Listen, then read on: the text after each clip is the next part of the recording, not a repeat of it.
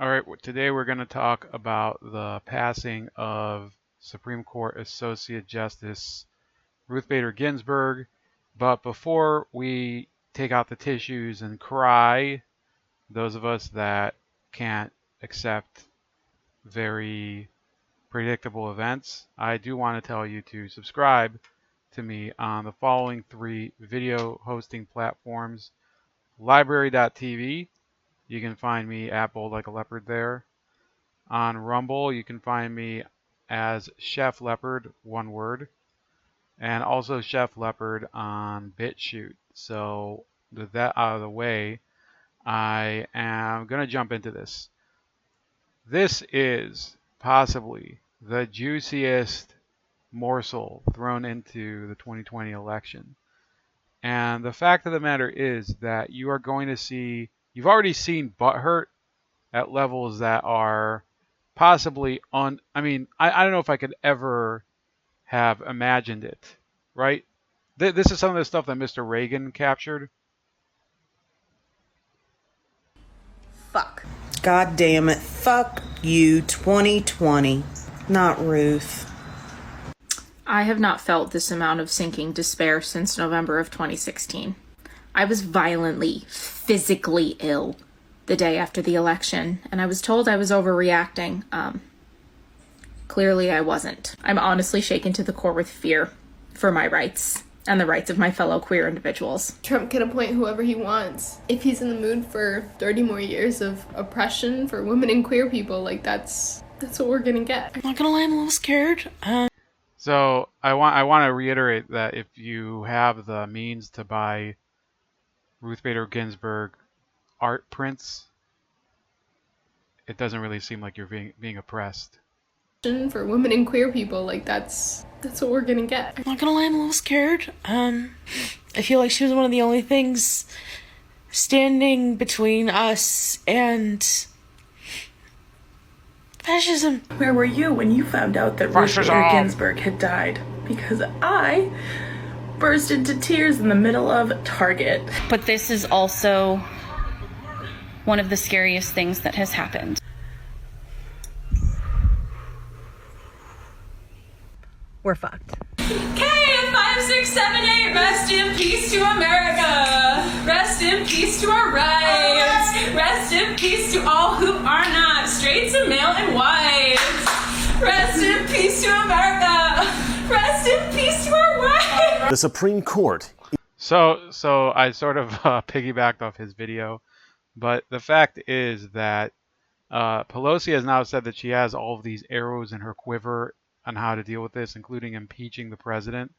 Impeaching the president, mind you, for doing something that he's not only empowered to do, but apparently explicitly as part of his job is to appoint justices not just for the Supreme Court, but for any federal court vacancy that is open. And that's something that really, that was a dereliction of duty for Barack Obama, that he went through his presidential terms and he just wasn't appointing justices or judges to the federal courts. And then Hillary Clinton loses the election, and lo and behold, you just have, I think it was hundreds of seats that were open, hundreds of seats on the federal district courts, the federal circuit courts, courts of appeals. Well, I'm not sure exactly how the hierarchy works, and 2 seats on the Supreme Court ended up being vacant, largely because of the Merrick Garland gambit. What happened was that Justice Antonin Scalia, who was considered the anchor of the conservative end of the court, died in 2015. I think it was in 2015. It might have been in 2016 even. Maybe it was February 2016 if I remember correctly. And Mitch McConnell said, well, we're just not going to confirm any nominee, and that's it. So Democrats are now losing their shit because McConnell is now saying that now that Trump is able to make an appointment, McConnell does plan to confirm a nominee, from what I understand. And I think it is possible to get the nominee confirmed. But I'm going to have to wait a couple minutes to tell you that because I want to go over this video, which I heard about.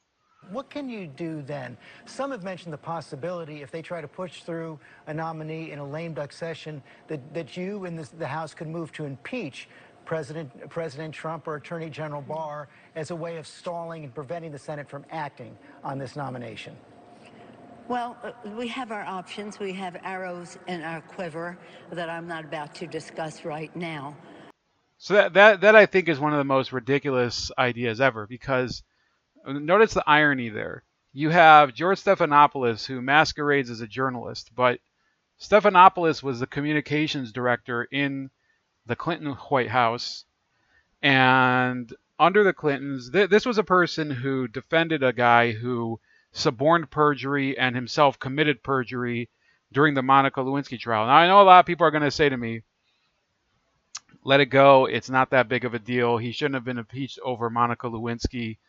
And I get it. I get it that it might have been a huge waste of time. I get it that it was a political thing.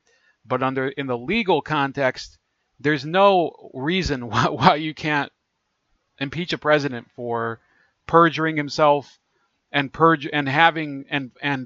using his legal forces in order to suborn perjury from a person who he was having sex with in the White House. So this is something that I think people forget about, that George Stephanopoulos was involved in that. I think he left the White House a little later. I could check 1 second. So anyway, the Democrats are nakedly, marshaling their forces, trying to become these, guardians of the court suddenly. It says here he left in 1996. So in any case, while Stephanopoulos himself was not around in 1998 when the Lewinsky affair happened, he was fully aware that this is the MO of his boss, of President Clinton, and that was the type of behavior that he pursued because he was doing it literally all the time. And Stephanopoulos could not have been unaware of it because the Clintons and the White House were constantly trying to cover up all of these ridiculous affairs that Clinton was committing. All these side bangs that he was having with various women, including Monica Lewinsky, but not limited to. But in any case, this notion that you're going to impeach now, given the context of the president that Stephanopoulos served under, you're going to impeach somebody like President Trump for doing something that he's actually empowered specifically by the Constitution to do, which is to appoint justices and appoint judges to the federal bench and appoint various federal positions, is ludicrous. It's like firing somebody from the Subway sandwich shop for putting cookies in an order that asked for cookies, right? You're basically just punishing completely compliant behavior. In any case, so I do have to leave soon, but I will tell you exactly why it actually behooves the Republicans to start the hearings as soon as they can. Okay? It is because there's a person on the Democratic side who could be on the Senate Judiciary Committee who would be a complete eyesore to anyone who is an objective viewer. And I know that there's not that many people who you can pick off the street and say, well, are you neutral on all of these issues? Are you not a Democrat, not a Republican? There are many people who will say they're an independent, but I think many people lean one way or another. A lot of people are, like myself, I consider myself an independent, but I don't think it's really unfair to say that I lean a little bit more towards the Republican side on most of the issues, and then there's a few exceptional issues where I probably agree with some of the Democrats, specifically with drug legalization and things like that. But anyways, this is Kamala Harris, who's the vice presidential nominee this year, and this is how she questioned Judge Kavanaugh. Special Counsel Mueller or his investigation with anyone? Well, it's in the news every day. Have you discussed it with anyone? With other judges, I know. Have you discussed Mueller or his investigation with anyone at Kasowitz, Benson, and Torres, the law firm founded by Mark Kasowitz, President Trump's personal lawyer? Be sure about your answer, sir. Well, I'm not remembering, but if you have something you want to... Are you certain you've not had a conversation with anyone at that law firm? Kasowitz, Benson. Kasowitz, Benson, and Torres, which is the law firm founded by Mark Kasowitz, who is President Trump's personal lawyer. Have you had any conversation about Robert Mueller or his investigation with anyone at that firm? Yes or no? Well, is there a person you're talking about? I'm asking you a very direct question, yes or no? I need to know I'm not sure I know everyone who works at that law firm. I don't think you need to. I think you need to know who you talked with. Who'd you talk to? I don't think I'm not remembering, but I'm happy to be refreshed, or if you want to tell me who you're thinking of who works. Are you saying that with all that you remember, you have an impeccable memory? You've been speaking for almost 8 hours, I think more, with this committee about all sorts of things you remember. Yeah. How can you not remember whether or not you had a conversation about Robert Mueller or his investigation with anyone at that law firm? This investigation has only been going on for so long, sir. So right, please I'm not answer sure. the question. I'm just trying to think. Do I know anyone who works at that firm? I might know. Have you had? That's not my question. My question is, have you had a conversation with anyone at that firm about that investigation?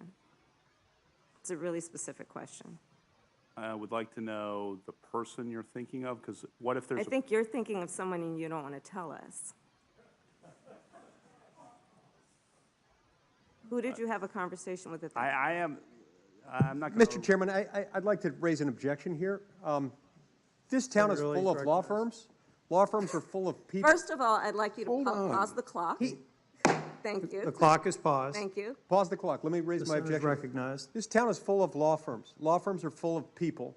Law firms have a lot of names. There are a lot of people who work at a lot of law firms.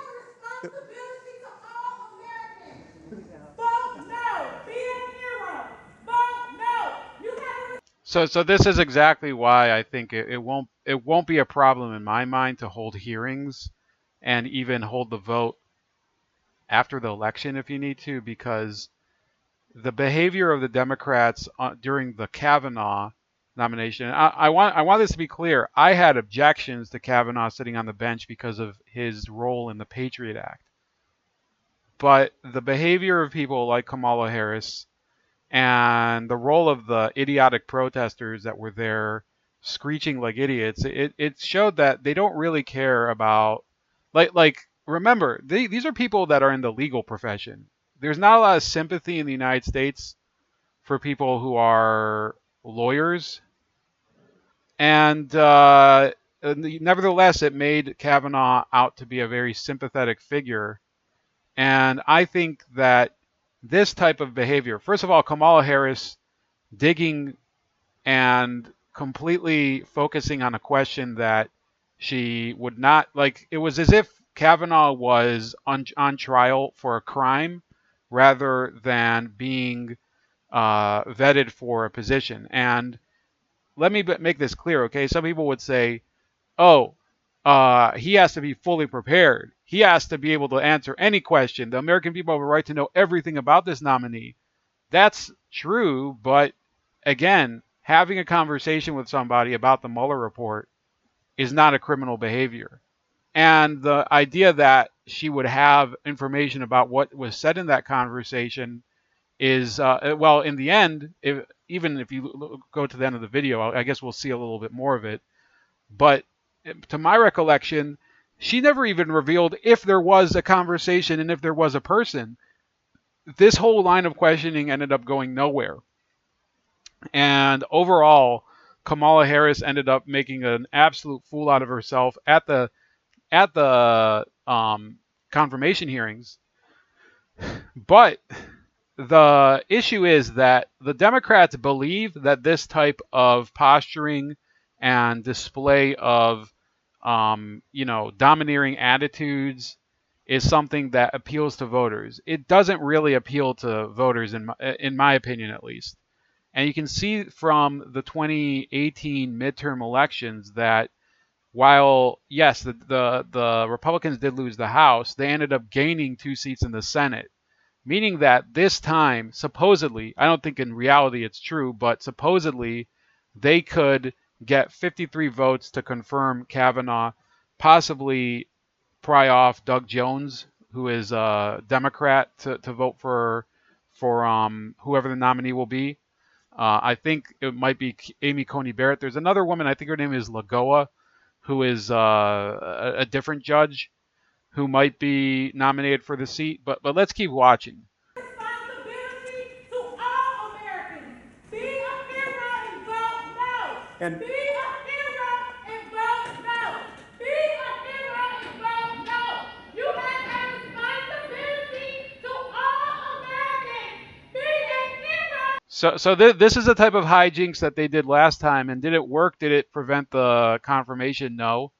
Did it flip the Senate to the Democrats? No. And this is exactly what they're going to end up doing in this confirmation hearing if they hold it. Senator Lee. On that point,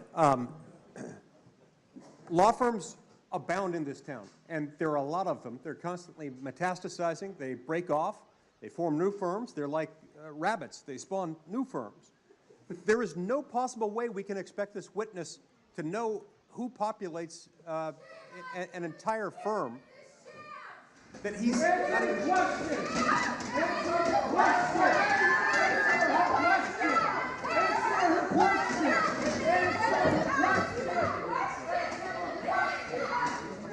So imagine that he was on trial and you have a defendant in the courtroom. These are people who now don't believe in police, and they don't believe supposedly in the power of the state to imprison people, and they want to dismantle the prison industrial complex. But they're saying, well, we want you to just answer the question under pressure from us, who are just these random yahoos in the chamber, right? So that's really what ended up happening during the hearings. Point of order, Mr. Chairman, is simply this.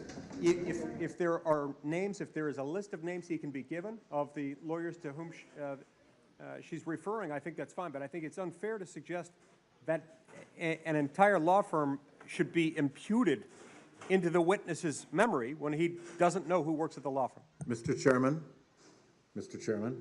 Senator Whitehouse, we had. are you making a point of order?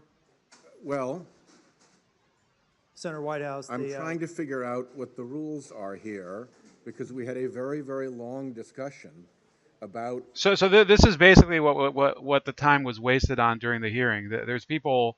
This is why hearings don't actually make good TV. Okay. White House, if the mere fact that you're speaking right now means that you've been allowed to make a point of order, the matter that you're talking about yesterday was a motion that the chair said was out of order because it was an adjournment motion that would have required us to be in executive session. Anyone who want to make an inquiry of the chair may do so, but we will limit it to that before we go back to Senator Harris. Very good. That's the right result. Sir, please answer the question. I don't know everyone who works at that law firm, Senator. And have you had any discussion with anyone ever about Bob Mueller and or his investigation?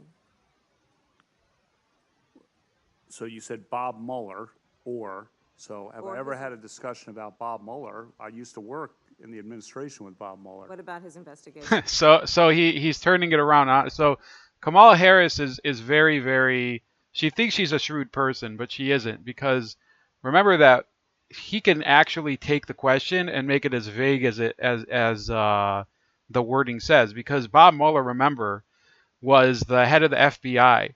So, and he was the head of the FBI, I believe, at the end of Bush's term.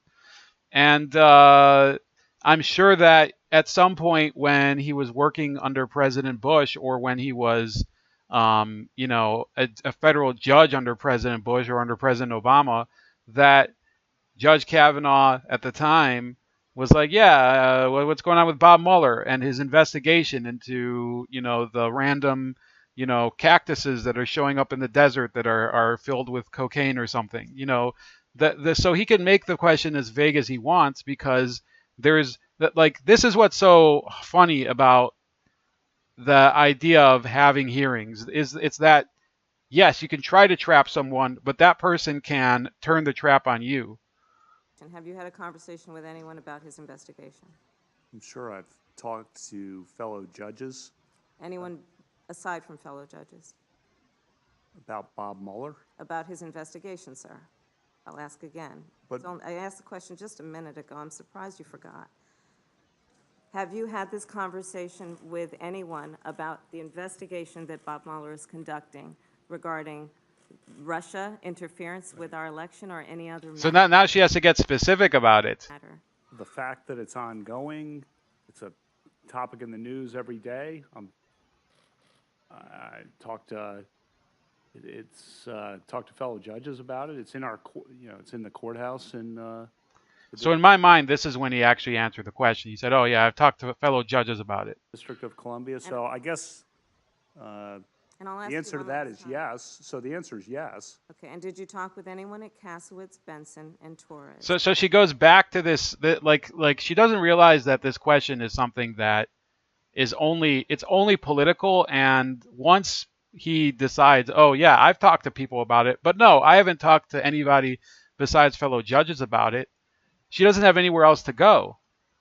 You asked me that. I need to know who works there.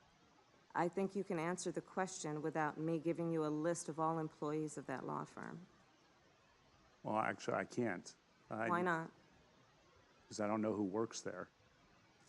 So that's the only way you would know who you spoke with?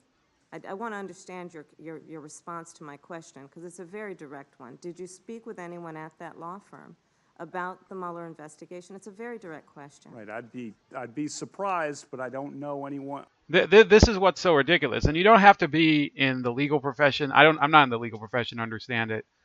There have been times when I've worked for a company, and we've had outside consultants come in, and we'd have meetings with them, and the meeting would be over, and they go, and maybe a few months later, you get an email from them. You hardly remember who they are, right? Because you don't deal with them on a day-to-day basis, and they're not really your work colleagues.